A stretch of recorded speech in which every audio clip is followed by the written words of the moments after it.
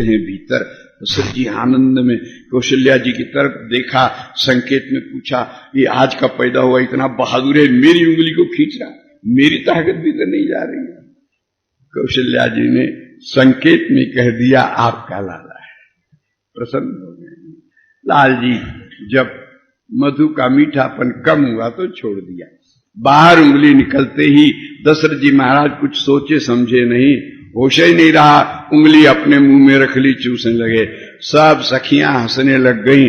वशिष्ठ जी ने कहा, राजन, उंगली चूसने की आयु आपकी नहीं, लाला की है। संकोच के मारे उंगली बाहर कर दी, पर श्री राघव की उंगली चूसने का वो स्पर्श का जो अनुभव है श्री दशरथ जी के प्राणों में बस गया है। दशरथ जी जब तक भूमंडल पर विराजे, इनको चारों लाला बड़े नहीं लगे। ये तो उंगली चूसने वाला मेरा नन्हा लाल है, मेरा प्राण है, इसलिए सहन नहीं कर पाते श्री राघव का वियोग। फिर श्री वशिष्ठ जी महाराज की आज्ञा से ब्राह्मणों ने स्वस्ति वाचन किया है और फिर बाहर पधारे हैं। तब तक भद्रा बुआ जी मध्यम महारानी के महल से थाली बजाती बाहर निकली। पूरे दूसरे लाला प्रकट भये, दुंदुवी बजी, शंख निनाद भये, नगाड़े बजने लग गए, पुष्प वृष्टि होने लग गई, जय जयकार होने लग गया। देवता लोग जयकार करते हैं, बोलो कौशल्या कुमार की। जो धीरे जय बोलेगा उसके घर में दरिद्रता घुस जाएगी, और नहीं दरिद्र सम दुख जग माही, चाहिए तो मत बोलो। और परमात्मा की प्रसन्नता चाहिए तो पूरी शक्ति से बोलो। अरे देवता लोग उतनी दूर से बोल रहे हैं, यहां बैठे बैठे आप लोग नहीं बोल सकते। बोलो कैकेयी कुमार की जय जयकार मची है, परमानंद छाया है। बुआ जी ने थाली फेंक दी है और दशरथ जी के गले से लिपट कर कहा, भैया भैया जादू जादू हो गया। ये क्या जादू हो गया?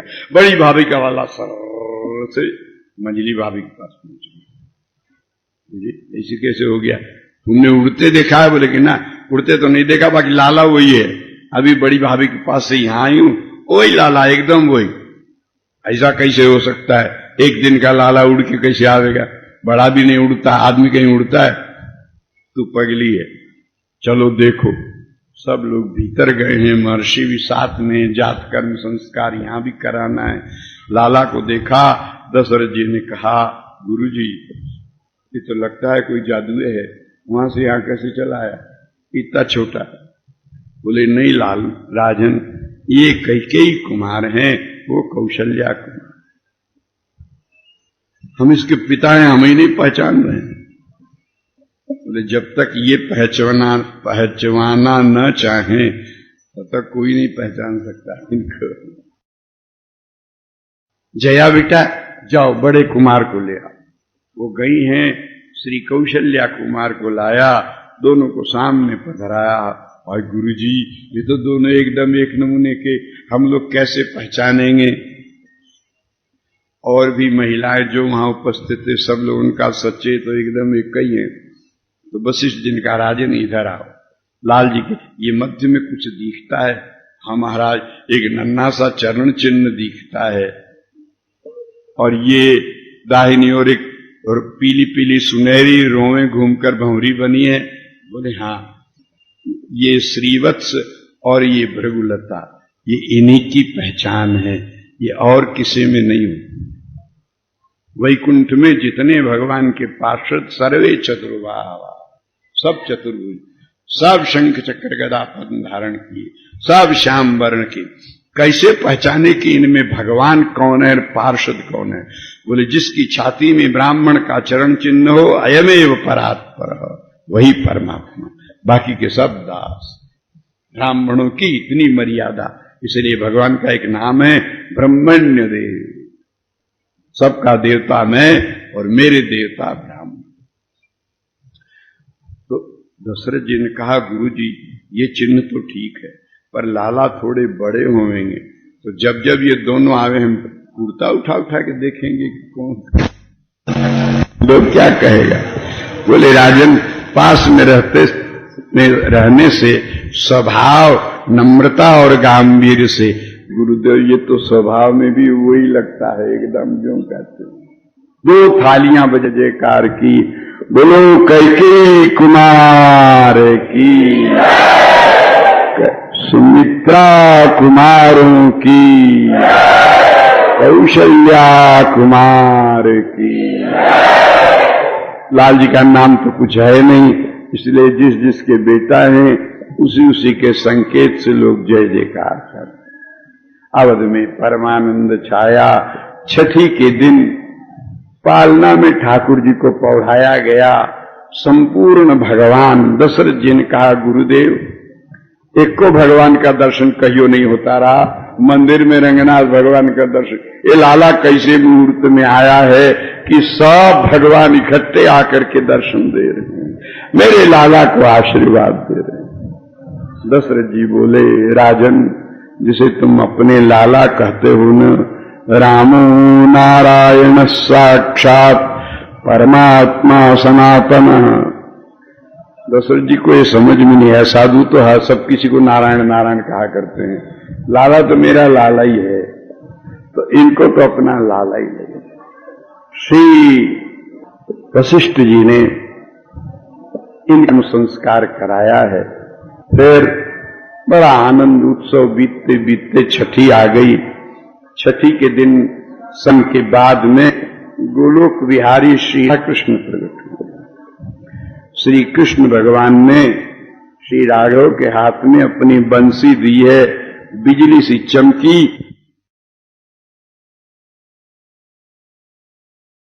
वह बोल क्या करें, बोले 4 हाथ वाली मूर्ति हम ले जाएंगे ना तो लोग उठा के पूजा घर में धर देगा देवता समझ कर।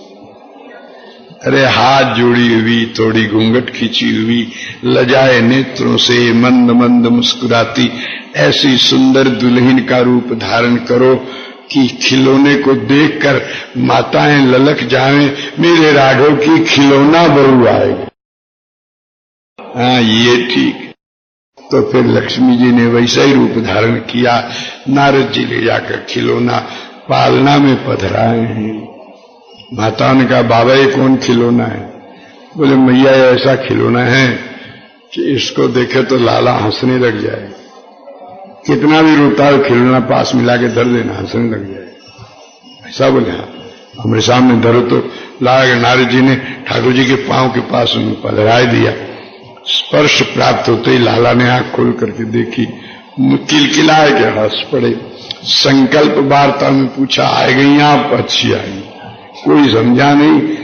लाल जी तो बात हंसते देखकर माताएं प्रसन्न हो गई कि अरे ये खिलौना तो बड़ा अच्छा है। नारद जी ने दुलार किया। बालक के कपोल पर ओठों से स्नेहांकन करते हुए कान में कह दिया, पहचानो राघव मत रोना, दुल्हन आई खिलौना।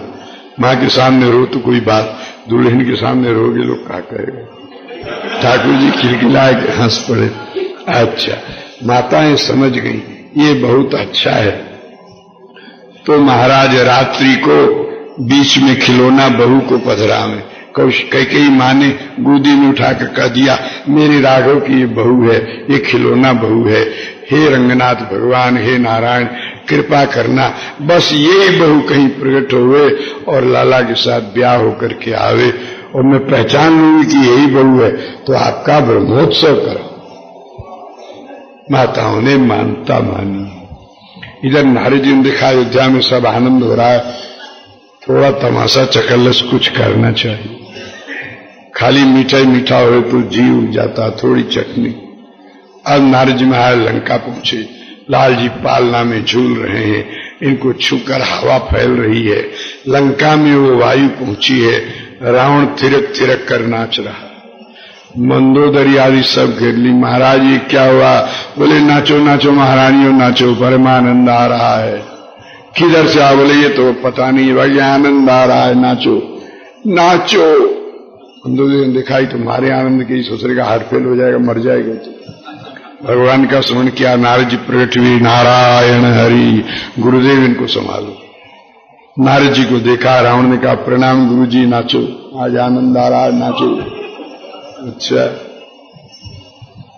नारद जी का ससुरे जो सबको रुलाता उसको आनंद किधर से आवेगा? बोले आ तो रहा है गुरु जी। ये कहां से आ रहा पता? हमें नहीं पता। बोले देवता लोग तुम्हारे अत्याचार से घबराकर भगवान से प्रार्थना किए, भगवान तुम्हारा विनाश करने के लिए दशरथ के लाल बनकर तुम्हारे काल प्रकट हुए हैं। उन्हीं के शरीर की वायु से आनंद की लहरें आ रही।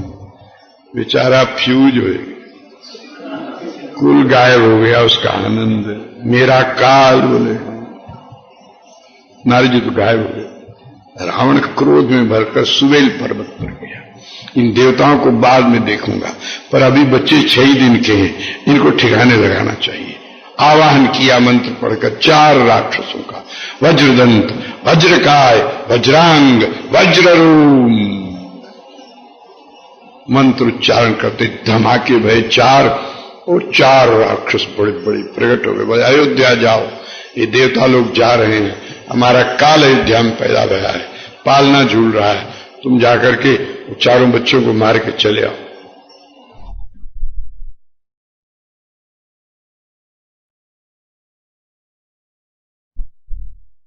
रोम ने कहा बाप का माल है, मार के चले आओ। अयोध्या के ऊपर सुदर्शन चक्र पहरा देता है, दुर्भावना से कोई जा नहीं सकता।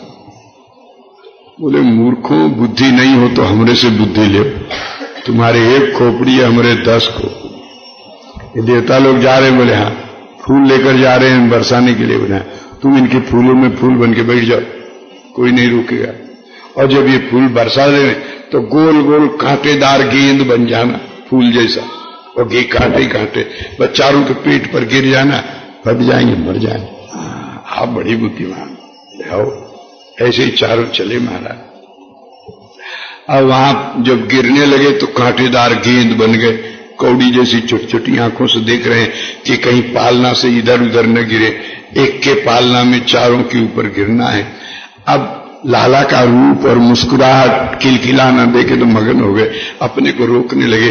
कितने अच्छे बच्चे हैं, ये रहकर इनकी लीला देखने का मन है, पर अब रुक नहीं पा रहे हैं और वो गिरते ही चले आ रहे हैं, रोकने की चेष्टा कर रहे हैं। चारों लाल जी ने देखा वो आ गए हैं तो खिलौना समझकर किलकिलाकर हाथ पांव को यूं फेंका।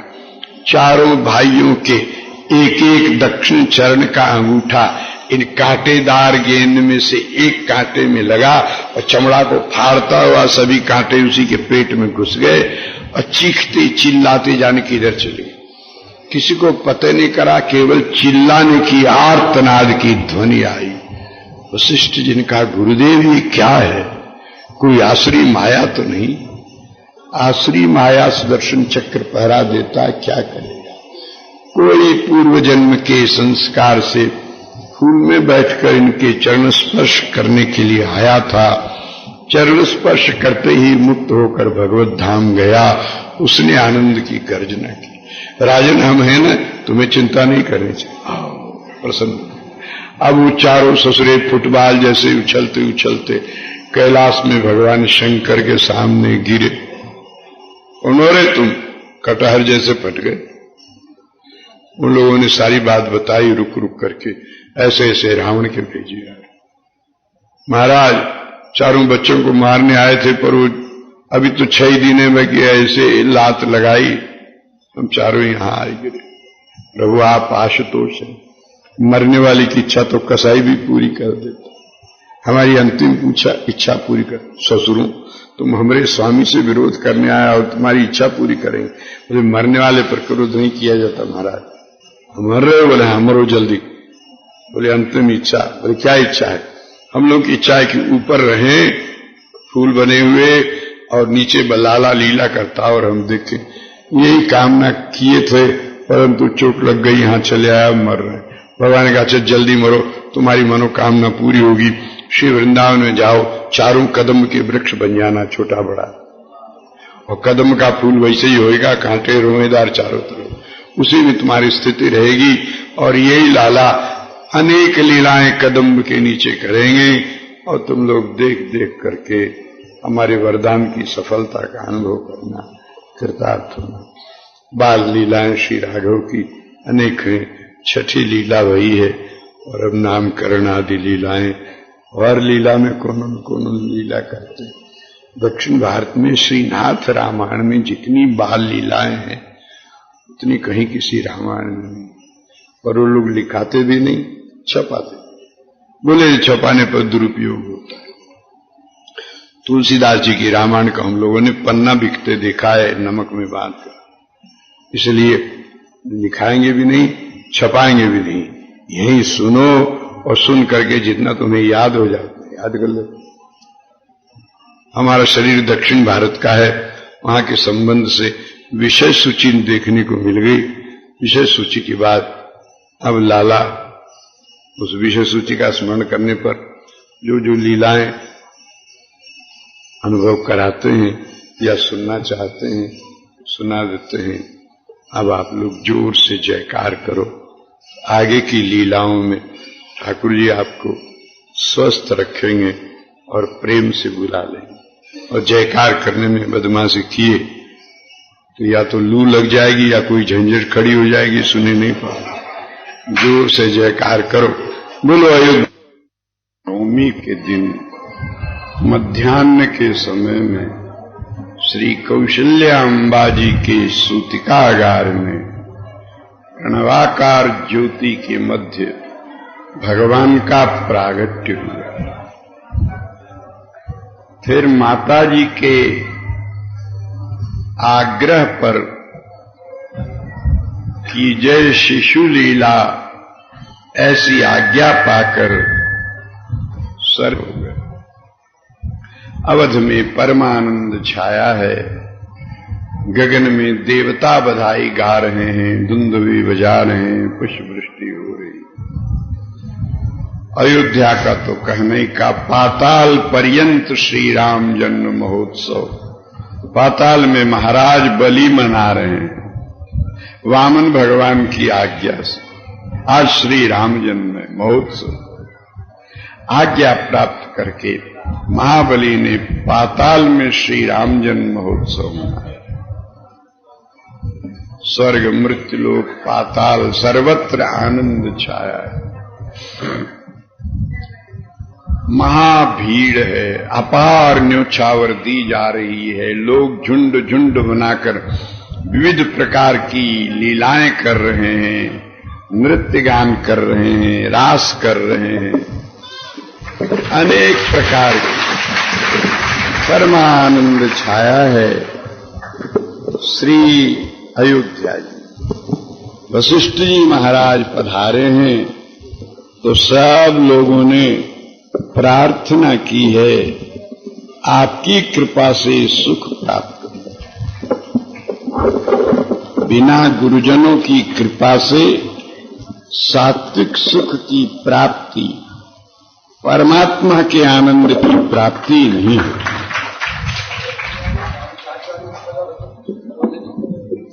वशिष्ठ जी महाराज ने कहा, राजन जात कर्म संस्कार करना है, महलों में पधारो।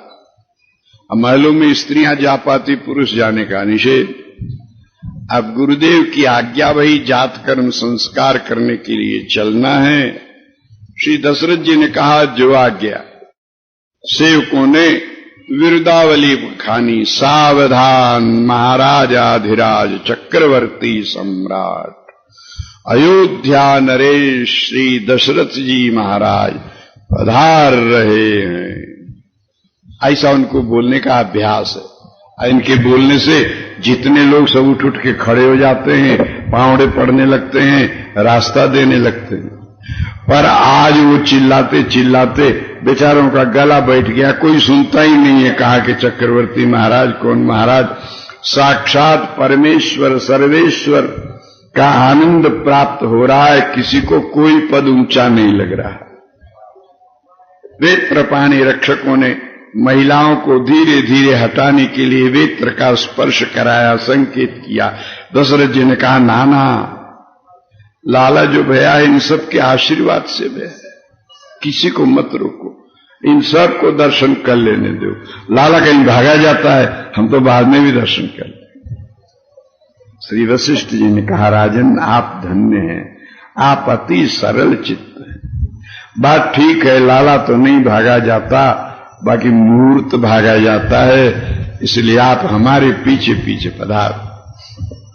आगे आगे श्री वशिष्ठ 16 शिष्यों के साथ, ब्रह्मा जी, शंकर जी, देवराज इंद्र, गणेश जी और वशिष्ठ जी के कुछ पुत्र, कुल मिलाकर 16 शिष्य मंत्रोच्चारण करते, स्वस्ति वाचन करते चल रहे हैं। वशिष्ठ जी की दृष्टि पड़ी है तो ब्रह्मा जी पिताजी हैं, इधर है भोले बाबा, उन लोगों ने आंख से संकेत किया, पुल मत खोलो, हमको जो करना है कर लेने दो, आज्ञा गुरुणाम अविचारणी। ठीक है, स्वस्ति वाचन का सौभाग्य प्राप्त करने के लिए ये 16 महेश्वरगण वशिष्ठ जी के शिष्यों के रूप में अपने को भाग्यशाली समझ रहे हैं। मंत्रों को सुनकर महिलाएं मार्ग देती हैं, सेवक पावड़े बिछाते हैं, भगवान वशिष्ठ पधार। पीछे पीछे उनके कंधे पर हाथ रखे 60,000 वर्ष के वयोवृद्ध श्री दशरथ जी महाराज चल रहे हैं। उत्सुकता है, एड़ी के सहारे, पंजों के सहारे उठकर अगल बगल में गुरुजी से देखते हैं कि लाला दिख जाए। 7 ड्योढ़ी के भीतर प्रसूतिकागार है, दिखते नहीं है, उत्सुकता बढ़ रही है। इनके पीछे पीछे महर्षि लोमश और मार्कंडेय मुनि पधारे आशीर्वाद देने के लिए। दीर्घजीवी मुनि है, इनका आशीर्वाद होगा, हमारा लाला दीर्घजीवी होगा, चिरंजीवी होगा। भीतर महलों में जब 7वीं ड्योढ़ी पर पहुंचे तो श्री दशरथ जी महाराज देखे, वशिष्ठ जी देख रहे हैं। मातुः पार्श्वे चरंतम मणिमय शयने मंजुभूषांचितांगम मंदम मंदम पिबंतम मुकुलित नयनम स्तन्यमन्यस्तनाग्रम। श्री राघव दूध पी रहे हैं, मां के पयोधर पर नन्हे नन्हे हस्त पधरा है।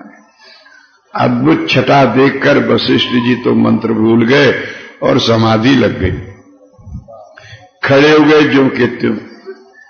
तब वशिष्ठ जी के पुत्र श्री सुयज्ञ जी ने पिताजी का हाथ पकड़कर धीरे धीरे हिलाया, इनकी समाधि छूटती नहीं।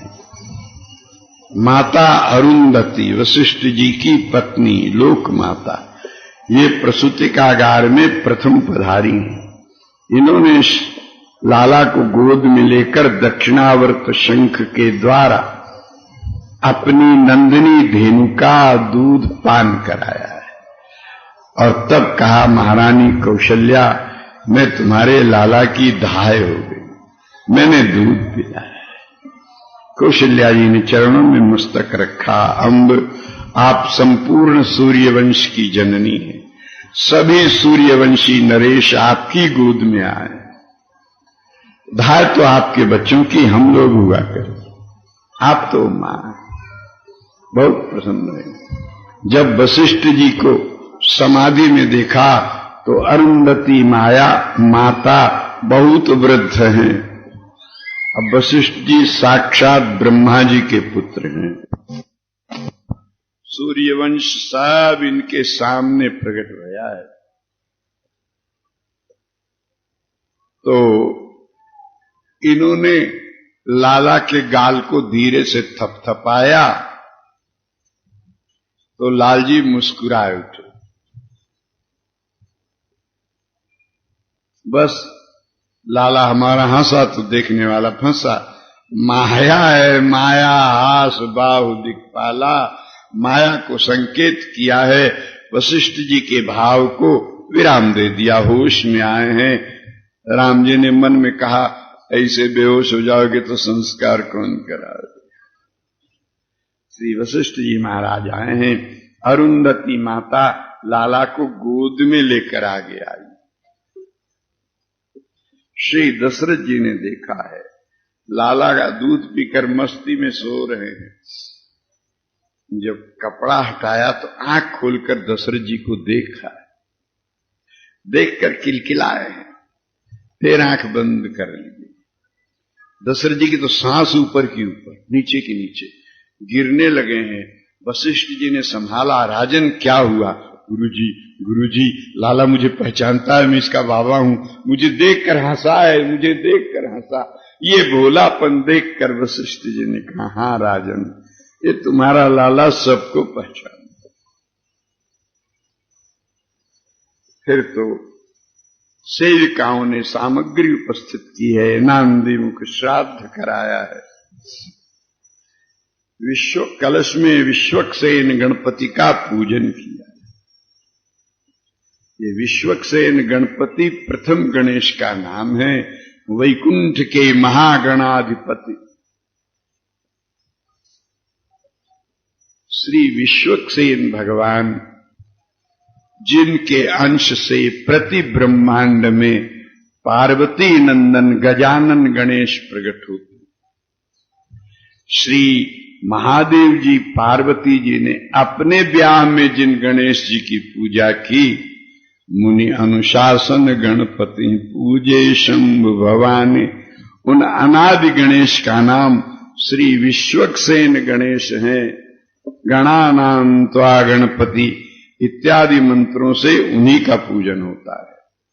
फिर प्रति ब्रह्मांड में विघ्न विनाश करने के लिए यस्य द्विरदवक्त्राद्याः पारिषद्याः परशतम विघ्नं निघ्नन्ति सततम विश्वक्सेनं तमाश्रये, जिनके अंश से प्रत्येक ब्रह्मांड में दो दांत वाले अर्थात गजानन गणेश प्रकट होते हैं, वो सबके मूल गणपति वैकुंठ के महासेना नायक गणाध्यक्ष श्री गणपति का पूजन भया है। फिर मार्कंडेय और लोमश आदि महर्षियों का पूजन करके आशीर्वाद बालक को दिला। फिर सुंदर मधुपर्क, कमल की मधु, कमल के फूलों से रस बीन कर, कमल के ही मधुमक्खी होती है छोटी छोटी, और कमल के पत्तों के या फूल के नीचे छत्ता लगाती है, एक कटोरी से बड़ा नहीं होता है।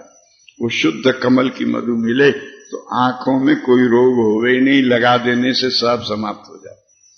पर लोग मिलावट करके बेचता है, कलयुग है न। तो वो मधु मंगाया है, उसमें आम्र रस और कामधेनु गऊ का दुग्ध दही मिश्रित करके मंत्रों को पढ़कर भगवान वशिष्ठ ने मधुपर्क तैयार किया है। फिर नागर बेल के पान के ऊपर उसको फैलाया है। फिर तुलसी काष्ठ की लकड़ी से सरस्वती का बीज मंत्र लिखा है। फिर मंत्रों से उसको अभिमंत्रित किया। फिर दशरथ जी को आज्ञा दी, राजन आप लाला के पिता हैं, बाबा हैं, आप अपनी उंगली से बालक को ये मधु चटाइए तो आपके बालक को पढ़ने की जरूरत नहीं पड़ेगी। संपूर्ण विद्याएं अपने आप इनमें आ जाएंगी। गुरु परंपरा की रक्षा के लिए यज्ञोपवीत गुरु ग्रह गमन की लीला भले ही होवे, ये तो पढ़े पढ़ाए हैं। इनको दशरथ जी बड़े प्रसन्न। अब मधुपर्क उठाया उंगली में और लाला से कहते हैं, लाला मुंह खोल, मुंह खोल। अब एक दिन का बालक कहीं सुनता है, समझता है क्या बोल। तो जब 3-4 बार कहा, अरुंधति मां की तरफ देखकर कहा, ये तो सुनता भी नहीं, मुंह भी नहीं खोलता है। अरुंधति मैया ने हंसकर कहा, तू छोटा था तो जरूर मुंह खोला। एक दिन का बालक क्या समझे, मां ने मुख की टुड्डी को स्पर्श करके मुख खोला है, कपोल को थोड़ा दबाकर। जब मुंह खुला तो पतले पतले अधर, वेदांतियों के आराध्य देव होने के कारण एक भी दांत नहीं है, वेदांती बने हैं। और गुलाबी गुलाब के फूल की पंखुड़ी जैसी पतली पतली जीवा, इसका दर्शन करके श्री दशरथ जी को पसीना आ गया। तो वो उंगली मुख में देते नहीं, मुंह देख रहे हैं। श्री वशिष्ठ जी ने दशरथ जी का हाथ पकड़कर उंगली मुख में दी है। यद्यपि मां का दूध पीने से हमारे लाला का पेट भरा है, भूख नहीं है, पर मधु अधिक मीठी लगती है, चूसने लगे। दशरथ जी डर के मारे उंगली को बाहर खींचते हैं कि बस हो गया, पर लाल जी छोड़ते नहीं, चूसते हैं भीतर। दशरथ जी आनंद में कौशल्या जी की तरफ देखा, संकेत में पूछा, ये आज का पैदा हुआ इतना बहादुर है, मेरी उंगली को खींच रहा, मेरी ताकत भी तो नहीं जा रही है। कौशल्या जी ने संकेत में कह दिया, आपका लाला है। प्रसन्न हो गए। लाल जी जब मधु का मीठापन कम हुआ तो छोड़ दिया। बाहर उंगली निकलते ही दशरथ जी महाराज कुछ सोचे समझे नहीं, होश ही नहीं रहा, उंगली अपने मुंह में रख ली, चूसने लगे।